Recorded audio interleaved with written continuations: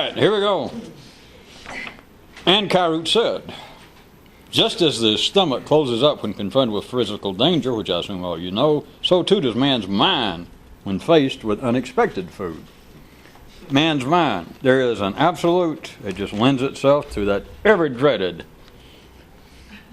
metaphor. Not even the decency to become a symbolism, a rat-ass metaphor, dreaded metaphor. That everyone does know there are all sorts of things that happen when the nervous system of man becomes excited and you're ready to run or stick around and duke it out with somebody. And one of the things is the stomach itself closes up, digestion temporarily stops. I read this. I'm going to take their word for it. And that's what happens when danger, with animals, the beast, and man. But also consider there's an absolute nerve-rattling metaphor. What happens when you are mentally faced with danger? That's one thing. It has to be intelligent because you got more bars on your cage. I mean, if you're just some kind of somebody, like an embalmer from Arkansas, that somebody comes up with new information for you. Somebody comes up and says, "Do you realize that we could elect a socialist and still we'd not all go to hell?" And the man doesn't know what to do. He's never heard of this. He's never sure what a socialist is. But if you're educated, when somebody comes up and says, "Do you know that there is a man who at one time was a thespian and he's threatening to run for the governorship of New Hampshire?" And we're talking about somebody now who's been around and got some education and knows that a thespian is not some perverted, He can reject it out of hand like we do not need actors, especially at the more local level. We've seen what happens, etc. There is a physiological, I'll have to say that because psychology, I don't think we're ever going to live to see the day that ever gets around to this. Not that it should, but I'm just pointing out that the mind itself acts, if I may say so, in a metaphorical way, a kind of sphincter that closes itself up. That suddenly there's danger. But as the stomach does, and if you went around the corner and suddenly saw, something terrible like a very angry gorilla, or maybe a cab driver who hadn't been paid, and you get frightened, your stomach closes up to help protect. You know all that, or go read your high school physiology or human biology book. The human mind literally does the same thing as a form of protection. That's a hell of a page one, said somebody, not me. And Kyroot said, if intellectuals are people who write about other people's writings, then what is a real intellectual? May I point out, that is not just a joke. That is a prime, they would not want to use it, but that is a prime, inclusive description of intellectuals at the ordinary level are people who write on the writings of other people. Well, you could say the thoughts, but it amounts to the same thing. That's what an intellectual is. There are kind of examples we point out several times, but there is no end to it. Thousands of years and right up to today, for a man to be the more intellectually recognized that he is a non-ending stream of quotes, references, whatever the field is, literature, science, sports, whatever it is, the man will continually be saying, well, as so-and-so once said, as so-and-so wrote. And it just passes by, there's nothing wrong, but that is not the absolute possible form of being a thinker. The question that Kyroot presented to you would be, if that is what is an ordinary thinker, and you get some grasp of it, sans hostility, then the question is, well, what would be a real one? Of course, the ordinary intellectuals do not want to know. Well, they're not supposed to. And Kyroot said, page 3, as long as men debate free will, they're safe. I'm sure somebody just wanted to hear that again for their own self-comfort. Aren't you glad that nowadays there's no royalties due on the suffix self that you can use on just anything? People saying, well, I guess they think it's an improvement over people saying, well, the way I feel about it in my own self is, page 5 is requested, And Kyroot said, trying to drag ordinary thinking into tomorrow is like letting air out of a blimp. I would say that it would be hard, although it hadn't stopped Kyroot, to describe what it is to try and take ordinary thought into actually tomorrow. That is, where it is not simply a cheap version of yesterday. Now, we all know that everything from the horrible scopes to ministers and waving prophetic writings, dreams, even social scientists who would predict the future, they do not predict the future. Even when they give it their best shot, even when they say, well, I am giving you a prediction of the future, it is not the future. The ordinary mind cannot deal in the future. Now, it can certainly say that it is, and it will say literally, it's all right, you mark my words, or here's my best prediction, here's my best view of the matter based upon my credentials, my background in economics, in weather forecasting, in whatever, is within the next 6 months, so-and-so will happen. And you would obviously say, well, the man, be right or wrong, the man is dealing in the future, and he's not. He is quoting. He is dancing on graves. He is standing on the shoulders of the giants who have gone before.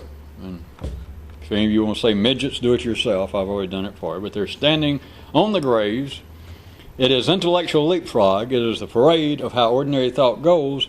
It would take an absolutely, a truly discrete, that is a separate jump for someone to be talking about the future.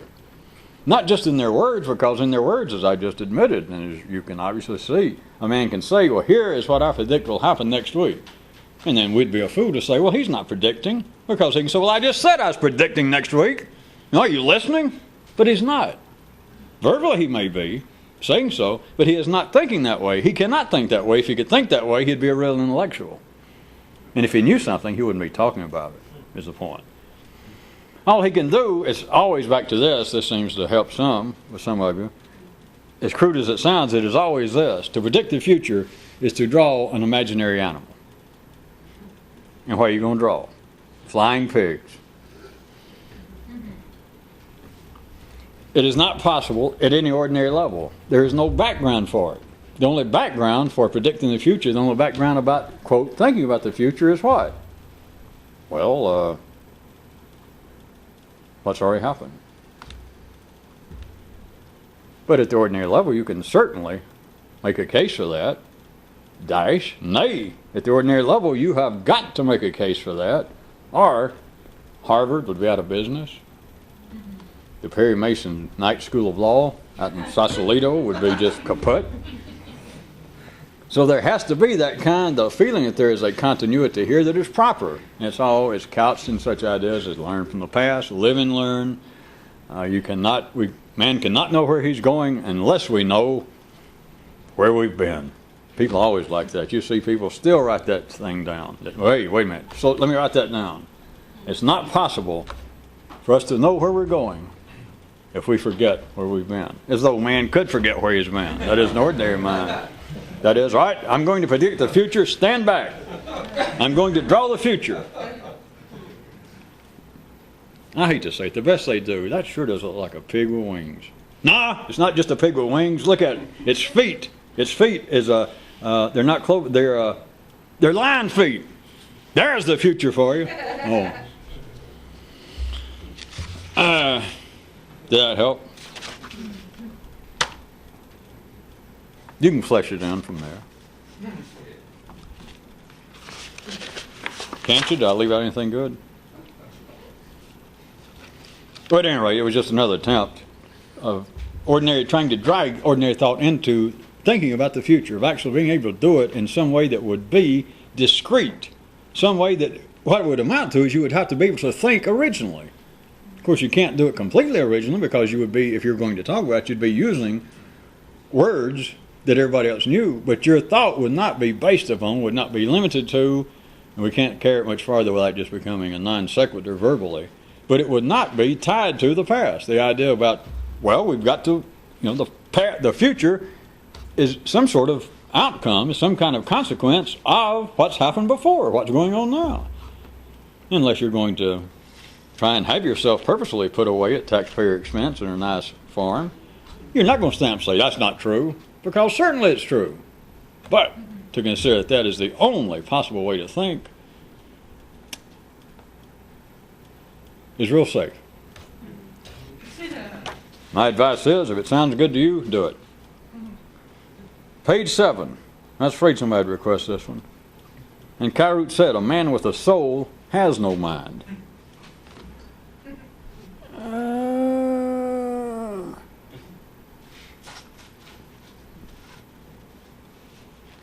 May I offer just a hint? Consider, at the broadest possible entree, the kinds of people that would normally talk about men having souls, the importance of having a soul. It becomes almost a mutual, exclusive position for those types to have a soul. It is almost then a bar to having a what?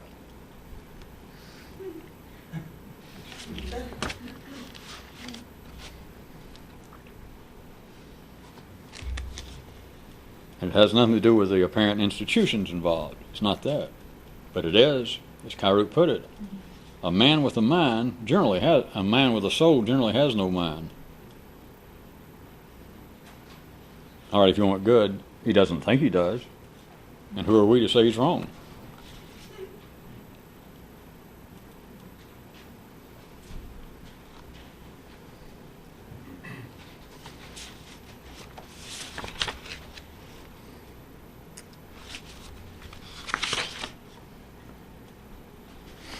These are connected, and Kyroot said, to routine sight, men are born in Dover and die in Bristol. Thus, on a crude level, even death appears progress. Not just a joke again about death, but is that not true? We sort of turned it into a more of a farce last time when I was mentioning how it is that most people get their, shall we all be crude and say lion's share and go ahead and mangle a perfectly good picture? It's when a man gets his most attention, is when he dies. It's when he's treated with the most respect. More people cease from insulting the man. There's a dearth of laughter in his direction. Not many people are hounding him for money owed.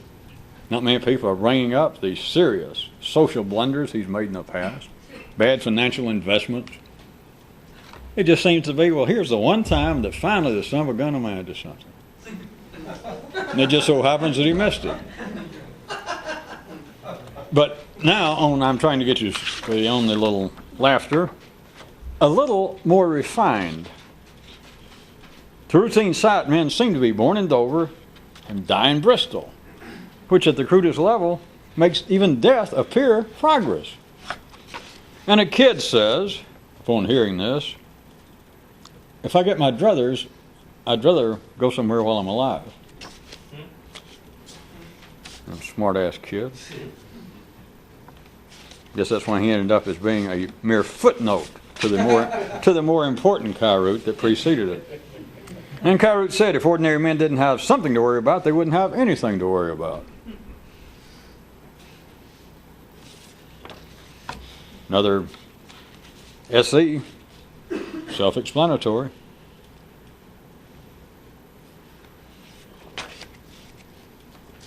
For those of you who might be wondering, me checking the pages of the request, and if you've never heard it mentioned, some of them that I am looking at right quick, they've been requested. I've already either said something about, I'm going to tie into something else, if at all possible. That's why some of them are getting looked at and then skipped momentarily.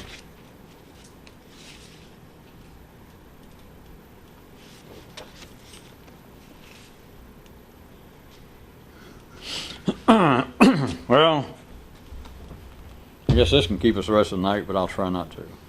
And Kyroot said, a note that was found by a creek, quote, the dead are buried in quiet and by memories are disturbed. It is certainly potentially symbolic, because if you took it at the very most childish, churlish level, you could say that every time you remember at the ordinary level, just as the mind is inclined to do. Every time you remember a deceased loved one, it is disturbing, just generally speaking. I don't forget anything about, well, sometimes I think about something when my mother died and something reminds me and I kind of feel, oh. But normally, at the very best, we're talking bittersweet. You would have to, just at the most direct level, admit when you think of the dead, if somebody with whom you had some relationship, it is not very pleasant. What is there pleasant to be about? They're not there. So in a sense, you have disturbed the dead. But be that as it may, now would you consider, in the sense that it is symbolic and not simply metaphorical, how about things that you have thought about before that at some time you discarded, or that at least one time you thought, screw that. I'm not going to think about it anymore, or that's not true. It's not true for me. It's not profitable. I'm not going to think about it. And then what happens? Put to you another way is like the old Kyrootian adage that was, I think we found in the garage, wasn't it, somewhere? That says, if you could think all the time the way you can some of the time, you wouldn't need this kind of transmission work. It was something like that. Or maybe it was either that or it was just one of those calendars with a naked woman on it. Always look at all of the things that at some time to yourself you went, no more. I will never think that again. Forget I won't do that again. I'm assuming that you people are beyond that. So we're not talking about being converted. We're not talking about regretting something. And we're not even talking about affecting behavior. We're talking here that there have been things that you just, whether you put in these words or not, it was, I'm not going to think about that again. I am not going to think that way. And it's got nothing to do with morality. It's got nothing to do with religion. Now, if you know what you're doing, it's just you realize that kind of energy, put in that kind of uniform, that is, those kind of words, that kind of medium, with that, put in that kind of message through my brain later. That is doing me no good, to say the very least. I will not do that again. And Kyroot said, the dead are buried in quiet, and by memories are disturbed. It's a good thing that there is not, and we add my own instant addendum, it's a good thing there is not such a thing as laws against psychological grave robbing, is it not? But then somebody could stand up, some reasonably intelligent, better educated person than you and I, and say, this is foolishness of at least the first order. What would be a man? What would be even a man's intellect without a memory? You got me? Caught again. How could we be intelligent? You keep talking about intelligence and thinking. How could you be thinking unless we are dealing with, as you put it just then, with the dead? If you cannot bring up all this grand and glorious in life that humanity has done, if we cannot recall it, if we cannot use it, then who are we? You got me again, Jesus. Shot twice.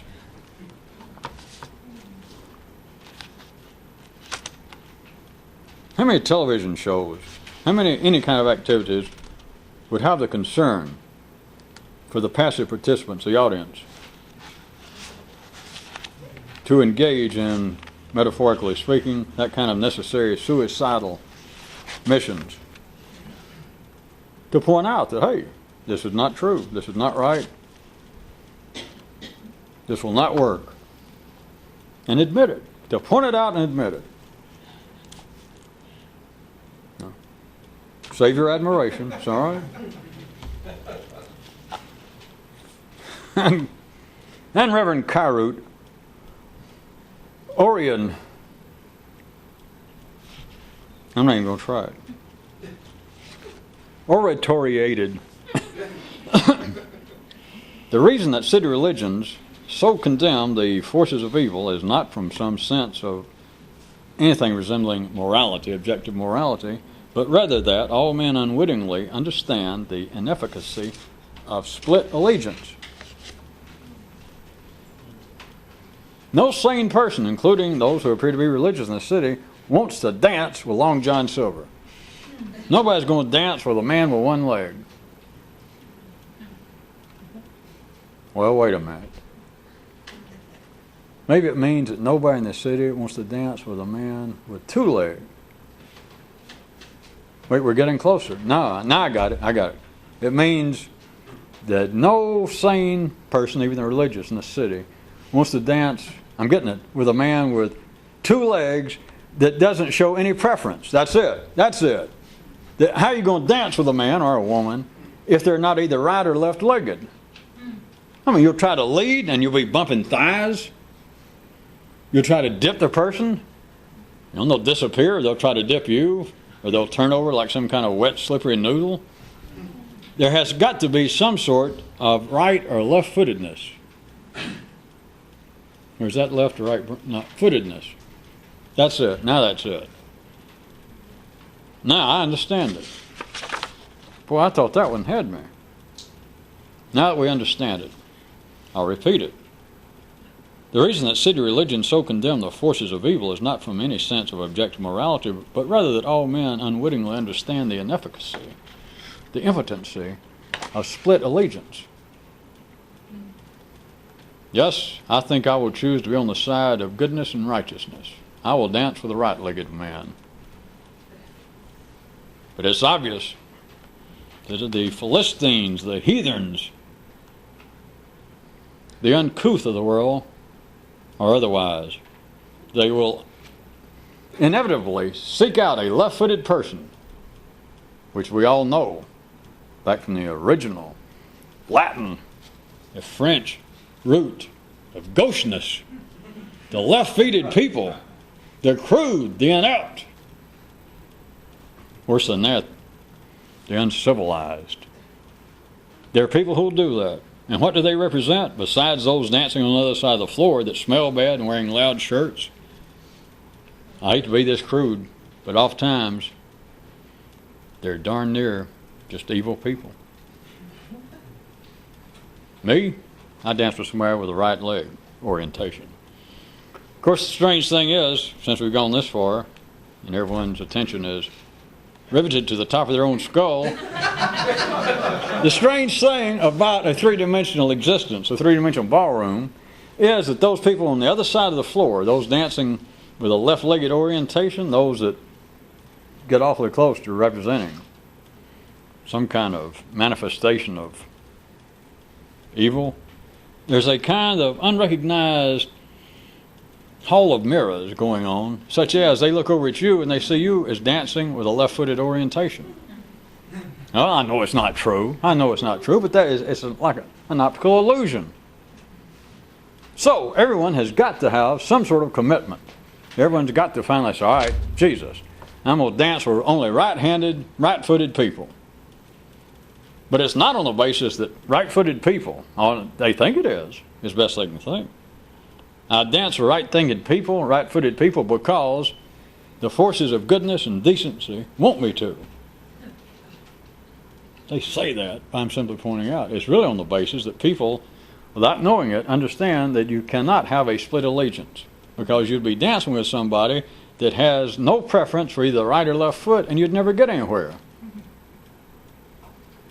And if there was any chance we weren't talking about dancing, or we were actually talking about your activities of your, what would happen if you had no preference at the ordinary level and you're trying to dance with your own thoughts? They just stand there. And you think, dance, damn it, you dumb bitch. I'm trying to think about this. Dance, and they won't move. That would be split allegiance. Wait a minute, you mean that I've got ideas and I can't tell whether I have some preference that they're true or not true? Yeah. Or that they seem to be true and I don't care? And then they seem to be not true and I don't care either way? Forget morality.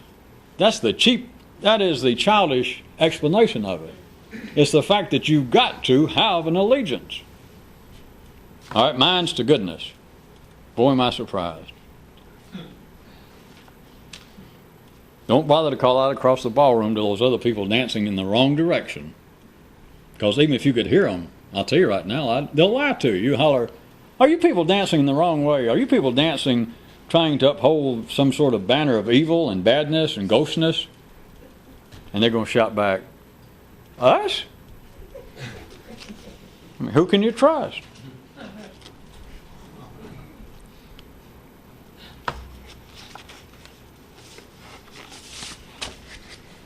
And Kyroot said, a real revolutionist is no mere spectator. If we were playing Captain Irony's fan club, then it should be, I should have given that a little more dramatic reading, and then try and picture at least people here at home in the privacy of their own den. A real revolutionist is no mere spectator. And see people go.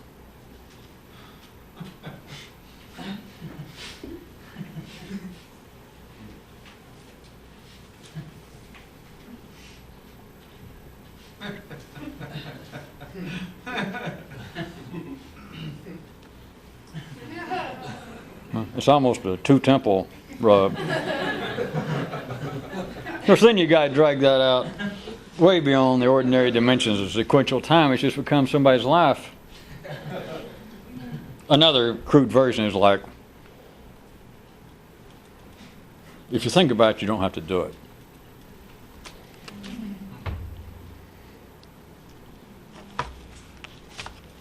Oh, all right. If you think about it, you can think, well, hey, I'm doing it.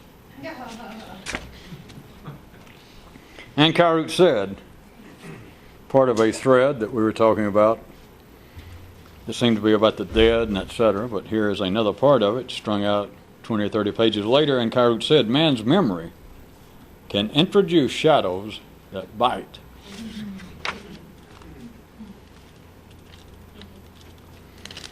And Kyroot's ever active effort to stamp out unnecessary modifiers. He did so, but if you want me to, I'll add, in case you hadn't already done it. Kyroot said, we could have been put this way, man's memory is the only thing that can introduce, conjure, bring up shadows that can bite. And someone might even consider that shadows was some sort of tortured synonym for memories.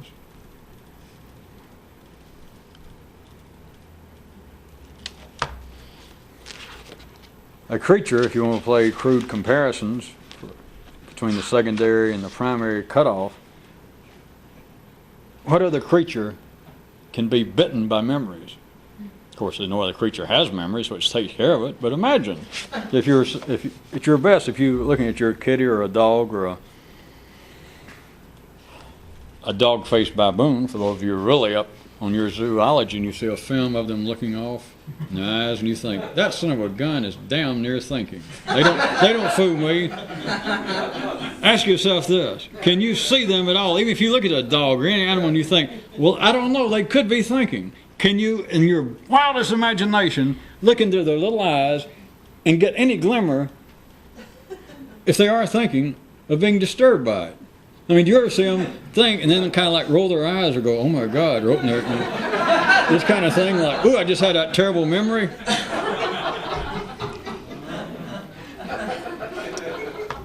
Kind of makes you think, don't it, if possible? Yes.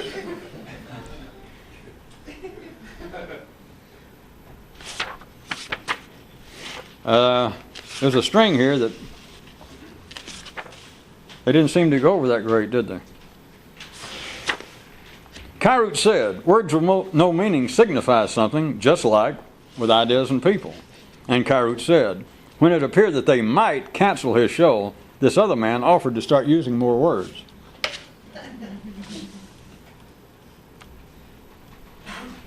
You got 20 seconds for you folks in TV land with a calendar. One guy says, having great thoughts is not like having a tumor. I think.